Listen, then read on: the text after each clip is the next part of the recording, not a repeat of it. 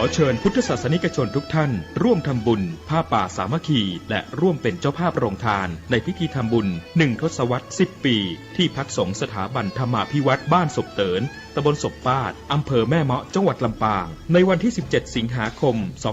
2565 เวลา 9 นาฬิกาถึง 15 นาฬิกา 30 นาทีบุญใหญ่ 10 ปีมีครั้งเดียวท่านสามารถร่วมทำบุญและเป็นเจ้าภาพโรงทานผ่านบัญชีธนาคารกรุงไทยสาขาประตูชัยชื่อบัญชีที่พักสงฆ์ธรรมาภิวัตรเลขบัญชี 536-075-5318ข่าวสารเพื่อการประชาสัมพันธ์กำหนดการฟังเทศรายการรถด่วนขบวนพิเศษฤดูกาลเข้าพรรษาปี 2565 จัดโดยคณะสงฆ์จังหวัดเชียงใหม่องค์กรเครือข่ายชาวพุทธจังหวัดเชียงใหม่ดำเนินงานโดยกลุ่มหนุ่มสาวจังหวัดเชียงใหม่ 12 ขบวนมีขบวนแรกตรงกับวันที่ 21 กรกฎาคม 2565 แรม 8 ค่ำเดือน 10 เหนือไปยังพุทธสถานเชียงใหม่20 นาฬิกาสภาวัฒนธรรมอำเภอเมืองเชียงใหม่เป็นเจ้าภาพฟังพระธรรมเทศนา1 กันขบวนที่ 2 เป็นวันที่ 28 กรกฎาคม 2565 แรม 15 ค่ำเดือน 10 เหนือมายังพุทธสถานเชียงใหม่20 นาฬิกาจัดกิจกรรมวันเฉลิมพระชนมพรรษาพระบาทสมเด็จพระเจ้าอยู่หัวกลุ่มหนุ่มสาวจังหวัดเชียงใหม่เป็นเจ้าภาพขบวนที่ 3 วันที่ 5 สิงหาคม 2565 ขึ้น 8 ค่ำเดือน 11 เหนือไปยังวัดศรีมารามตำบลสันกลางอำเภอสันกำแพงจังหวัดเชียงใหม่20 นาฬิกาฟังพระธรรมเทศนา1 กันขบวนที่ 4 12 สิงหาคม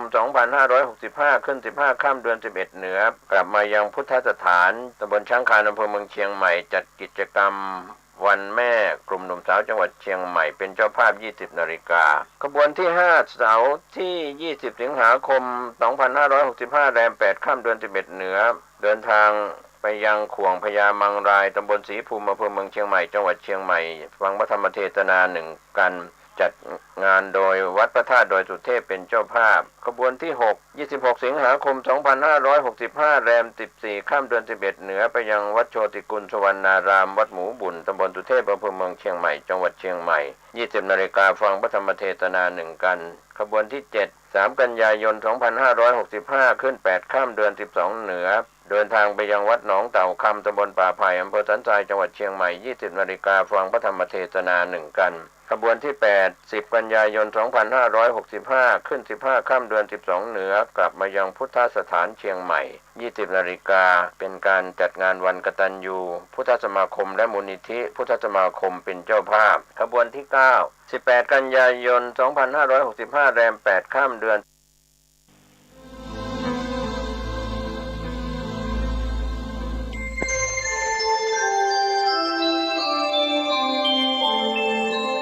ขณะนี้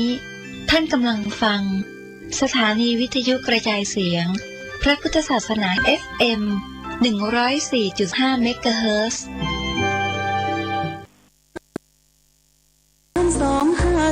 2524พระมหาราชครูเกษรา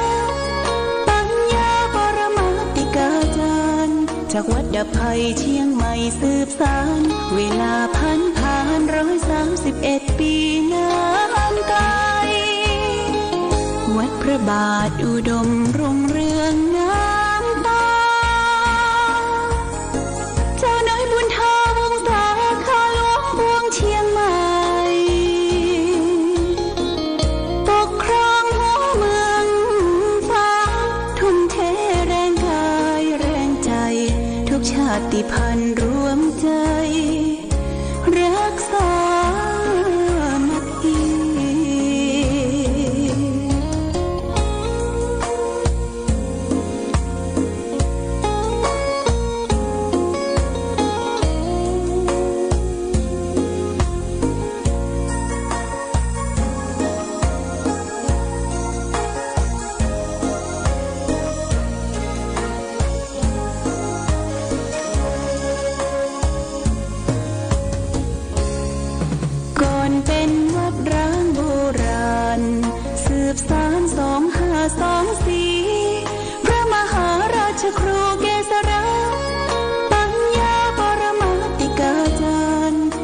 ดับภัยเชียงใหม่สืบสานเวลาผ่าน131 ปีนานไกลวัดพระบาทอุดมรุ่งเรืองงามตาเจ้าน้อยบุญทาวงศาข้าหลวงปวงเชียงใหม่ปกครองหัวเมืองฟ้าทุ่มเทแรงกายแรงใจทุกชาติพันธุ์รวมใจรักษา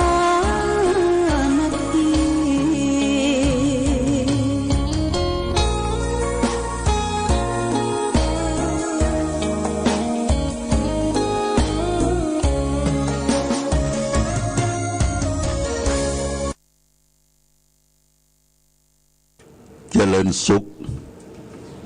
ศรัทธาสาธุชน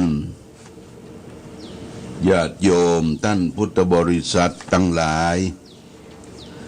วันนี้รายการธรรมประทีปส่องทาง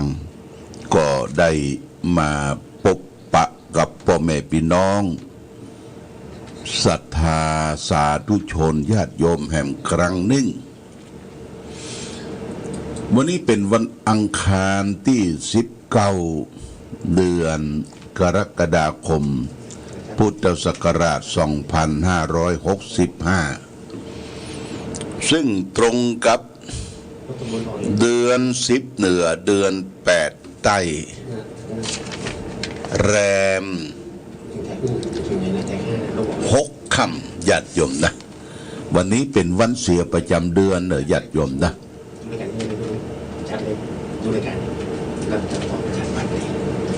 วันเสียประจำเดือนวันนี้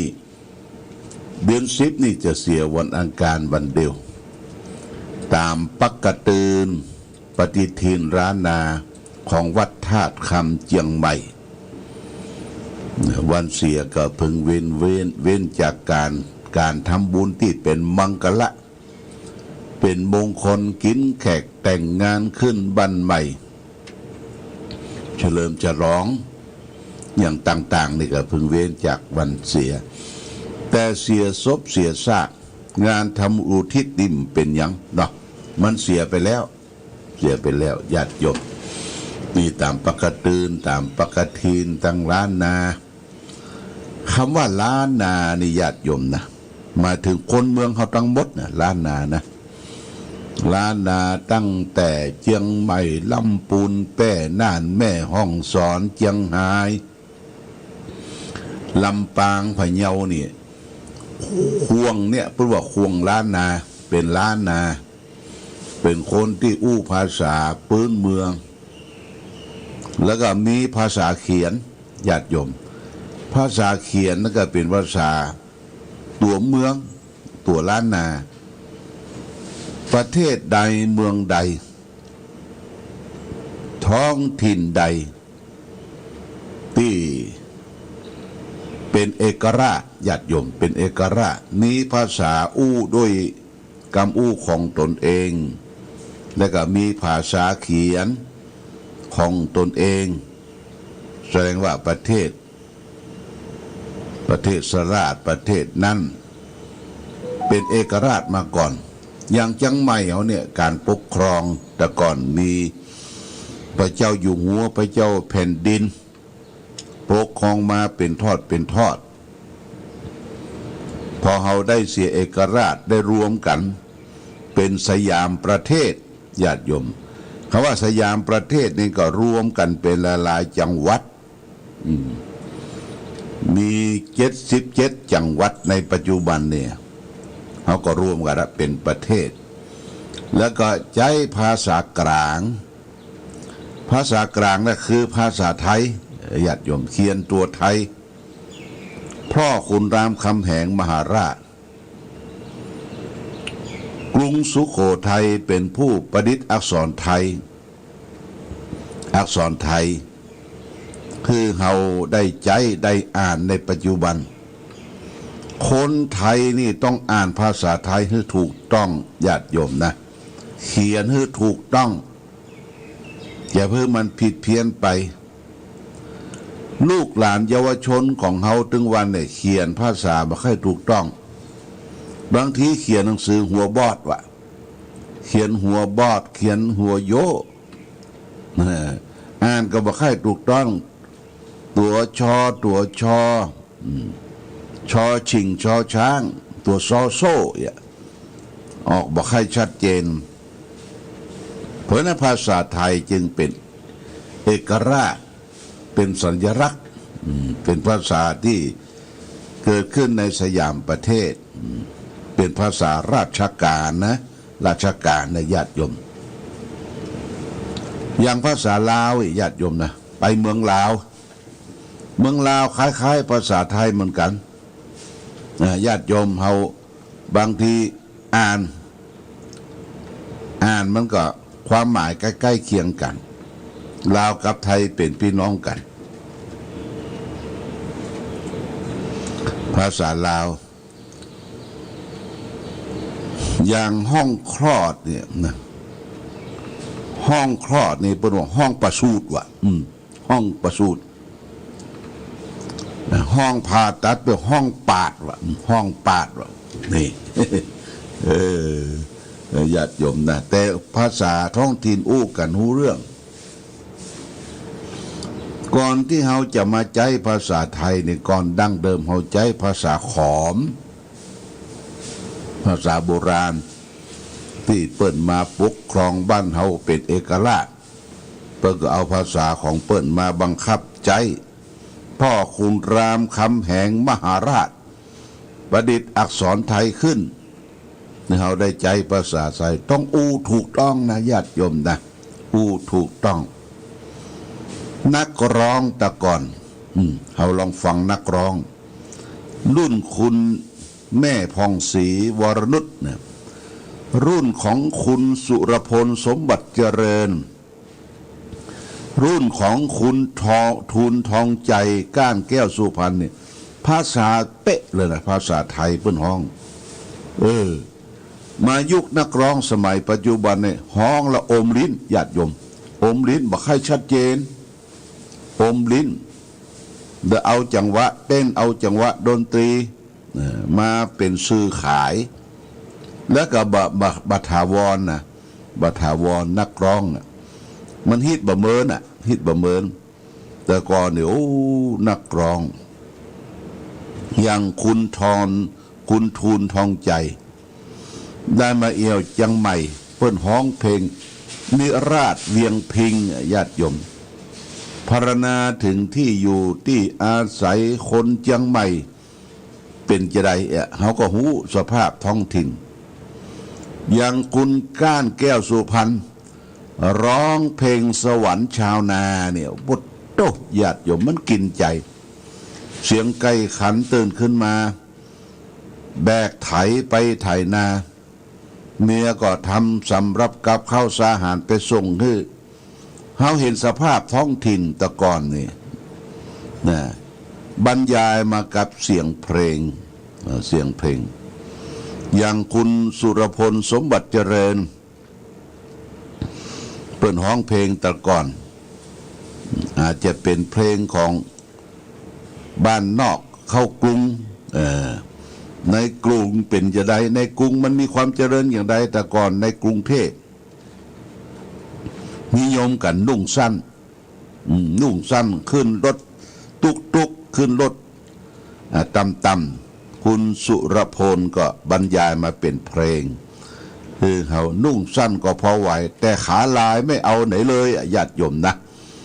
อันนี้เพลงนะสมัยก่อนโบราณสมัยก่อนโบราณสืบสานเขารู้ถึงวัฒนธรรมท้องถิ่นมาจนถึงปัจจุบันญาติโยมนะโอ้ประเดี๋ยวนี้เขาห้องเพลงนี่มันปันก่ายละอ่อนห้องเพลงสมัยวัยรุ่นนี่นะฟังคำเดียวก็ก่ายมันบ่ถึงบ่งบอกถึงภาษาไทยบ่ถึงวัฒนธรรมอย่างเพลงของคุณทูลทองใจเนี่ยซึ่งแม้ว่าเปิ้นจะตายไปเมื่อละเรามาฟังเมื่อคืนเนี่ยญาติโยมนะเสียงนกเขาขันคูกุ๊กกูโอ้มันฟังแล้วมันเย็นอกเย็นใจเย็นอกเย็นใจนะญาติโยมนี่เป็นเรื่องที่เรา ได้สืบสานมาตั้งแต่โบราณกาลวันนี้วันอังคารนะญาติโยมนะวันอังคารเป็นวันเสียประจำเดือนแต่วานี้หลวงพ่อหลังจากออกรายการแล้วก็ได้เดินทางไปเชียงใหม่ถามว่าไปยังเปิ้นไปรวมกันคณะสงฆ์ระดับอำเภอเจ้าคณะตำบลทุกตำบลเจ้าคณะอำเภอรองอำเภอได้ไปรวมกันทำสามีจิกรรมคำว่าทำสามีจิกรรมนี้เนี่ยอย่าได้ญาติโยมเปิ้นไปรวมกันนำดอกไม้ธูปเทียนเครื่องสักการะไปสู่มาพระผู้ใหญ่ไปสู่มาพระผู้ใหญ่ในระหว่างที่มีเทศกาลเข้าพรรษาเปิ้นจะมีสัมมากัลวะนี่3 วันละปีหนึ่งนะเข้าพรรษาออกพรรษาสงกรานต์ปีใหม่เพื่อบ่ฮือละเลยเพิกเฉยต่อวัฒนธรรมประเพณีอันดีงามของคณะสงฆ์คณะสงฆ์เฮานี่จะนับถือกันโดยอายุพรรษาอายุพรรษาไผบวชก่อนพวกนั้นก็เป็นพี่ใหญ่เป็นหลวงพ่อหลวงลุงเนาะเคารพนับถือสักการะบูชาให้อภัยซึ่งกันและกันที่ได้กล่าวล้ำกำเหลือได้ขึ้นที่ต่ำได้ย่ำที่สูงได้ว่าได้ถอยได้คิดตั้งใจด้วยโทสะโมหะเดือดดาลตั้งติดตั้งใจพอใจเนี่ยเปิ้นไปคารวะสมมาพระอายุพรรษาน้อยเอาเครื่องสักการะมีดอกไม้ธูปเทียนตั้งเหนือเฮานิยมอย่างหนึ่งคือเอาน้ำส้มปล่อยต่างคนแต่ว่าน้ำหมักหันเนี่ยเอาไปใส่แก้วน้ำเหลืองออกแล้วใส่น้ำอบน้ำหอมน้อยไปสัมมาคารวะต่อพระผู้ใหญ่ต่อที่เราเคารพนับถือเขาเรียกว่าปล่อยโทษปล่อยตาปล่อยที่ความโกรธขุนนาอันเกิดขึ้นเมื่อพระสงฆ์หรือผู้ใหญ่ได้รับเครื่องสักการะแล้วเพื่อจะเอามือไปจุ่มที่น้ำส้มปล่อยเอามาลูบหัวลูบเก้าว่าโอ้ได้ปลดปล่อยเนื้อภัยซึ่งกันและกันอย่างนี้เป็นต้นอันนี้เป็นเนตินะเป็นเนติเป็นแบบอย่างที่สืบสานกันมาตั้งแต่โบราณกาลถ้าเฮาบานับบาถือกันต่างคนอยู่ด้วยกันโลละบาสัมมาคารวะเตียวหลังซื่อหลังบักก้มบักงอนี่ญาติโยมมันดูเหมือนบ่ใจวัฒนธรรมของประเพณีไทยของเฮาประเพณีไทยเฮานี่ปะผู้หลักผู้ใหญ่เพิ่นจะยกมือสักการะสวัสดีครับสวัสดีเจ้าจะกายซองหน้าผู้หลักผู้ใหญ่คือก้มเงยมันใจทึดทื่อไปพระเนนก็เหมือนกันในสมัยนี้มาใหม่ ญาติโยมเป็นเอี้ยวแข็งหลังแข็งบ่ฮู้จักก้มจักเงยเพราะบ่ได้ฮู้จักบ่ได้อบรมจากพ่อจากแม่จากครูบาอาจารย์มาก่อนว่าการสัมมาคารวะนั้นเป็นจะใดอย่างนี้เป็นต้นนะแต่ว่าก็ไปคารวะพระผู้ใหญ่ไปแวะฉันเข้าที่เจียงดาวญาติโยมฉันเข้าเจ้าที่เจียงดาวแล้วก็เดินทางไปแปลงผ้าแปลงครัวมัดอก โทษแต่งตัวที่วัดทุกอยู่เข้าห้องน้ำห้องท่าจากวัดทุกอยู่แล้วก็เขารถไปส่งที่วัดประสิงห์ โทษที่วัดประสิงห์นั้นเพิ่งกระจัดศาสนพิธีในวิหารหลวงเลยญาติโยมมีตุเจ้าพระสงฆ์เจ้าคณะพระสังฆาธิการ แล้วก็มีภิกษุณีญาติโยมภิกษุณีส่วนหนึ่งเปิ้นนั่งภิกษุณีที่บวชเป็นทุเจ้านะสำนักใหญ่อยู่ที่จอมทองเนี่ยเปิ้นไปบวชกันปุ้นที่ลังกาที่ประเทศศรีลังกาที่ประเทศพม่าภิกษุณีก็นุ่งชุดเหลืองอย่างเฮาเนี่ยแต่มีเสื้อซับอย่างตังในปิดมิดชิดนั่งกันเป็นระเบียบเรียบร้อยโกนหัวโกนกิ้วบางคนเพิ่งก็จัดงามนะจัดงามหน้าตาดีเปิ้นเบื่อละเบื่อทางโลกเบื่อทางคฤหัสถ์วิสัยมันทุกข์มันยากมันลำบากอยู่กันโดยบาดถ้อยซื่อสัตย์อาศัยซึ่งกันและกันเพิ่นก็สละดังโลกเข้ามาบวชบวชเอาธรรมะเป็นสรณะเป็นที่พึ่งอยู่ในเพศของสมณะเป็นภิกษุณีภิกษุณีนี่คือนักบวชผู้หญิงนุ่งเหลืองหูเหลืองมีศีล311ข้อเนี่ยญาติโยมนักกว่าดูเจ้าไปดูเจ้านี่227ภิกษุณีนี่มีศีล311ข้อพอไปนั่งกันเต็มวิหารหลวง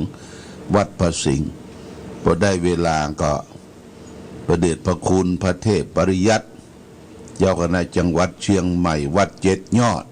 เพิ่นก็เป็นประธานจุดธูปเทียนบูชาพระรัตนตรัยเดี๋ยวก็เจริญบทพุทธมนต์แล้วก็ทำประกอบพิธีถวายเครื่องสักการะจึงกระเสร็จเรียบร้อยแล้วเพิ่นยังฮือปอนเพิ่นก็ได้กล่าวคือโอวาทมีการประชุมว่าในพรรษามีเหตุการณ์อันใดที่พระสงฆ์องค์เดนจะท่องประพฤติปฏิบัติอยู่ร่วมกันอย่างสร้างสรรค์และมีความสุขโปรดเมตตาศรัทธาญาติโยมเผยแผ่ธรรมพอได้เวลาปุ๊บก็ฮือปอนเสร็จนี่ก็ประมาณสัก3 โมงครึ่งญาติโยมอาตมาก็กลับเมืองฝางแต่ว่านี่ฝนบ่ตกเด้อตั้งในเวียงเชียงใหม่ตลอดหนทางฝนย่างไปสักวัน2 วันมาเมืองฝางเอาฝนยังบ่ตกเด้อ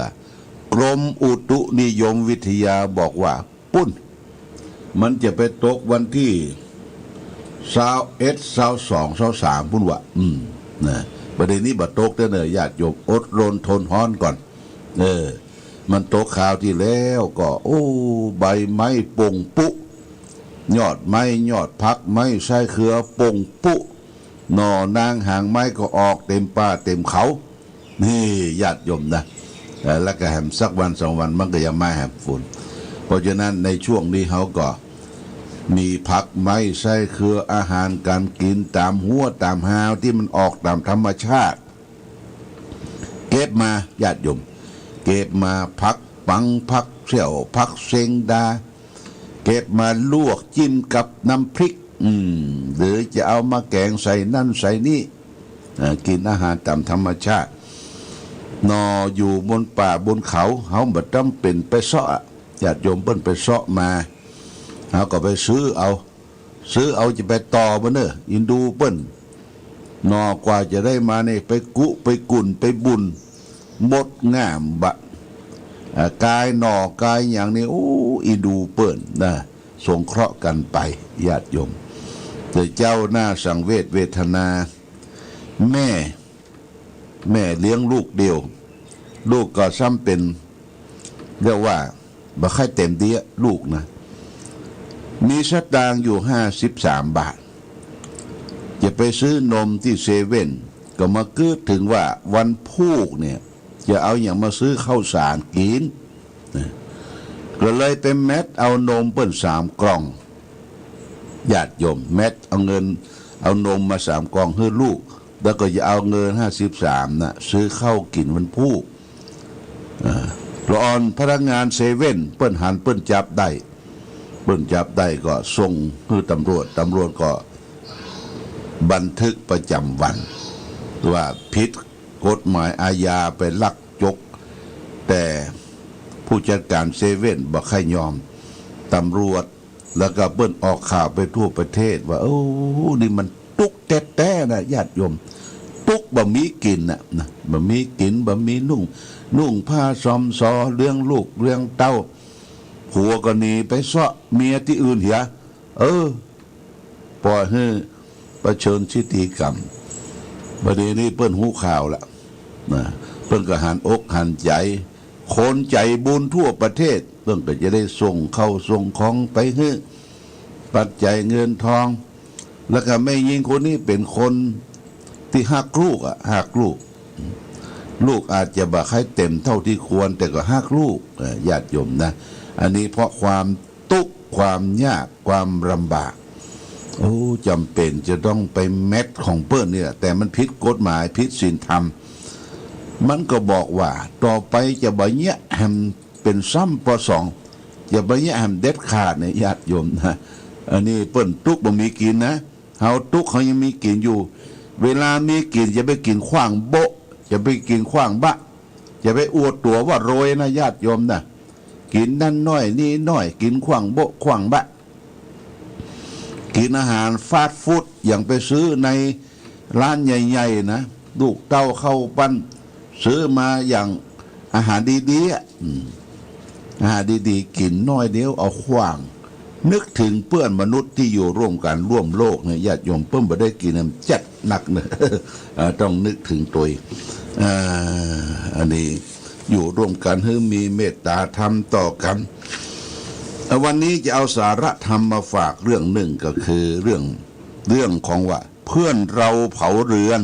ญาติโยมนะเพื่อนเราเผาเรือนนี่มันเป็นจะใดเปิ้นว่าในชีวิตของคนเฮานี่มีเพื่อนมีบทบาทสำคัญจำพวกหนึ่งคนที่เขียนเปิ้นว่าข้าพเจ้าก็หมายถึงเพื่อนร่วมการร่วมงานเพื่อนร่วมสุขร่วมทุกข์คู่ยากและทั้งเพื่อนในรวมเรียงหมอนด้วยกัน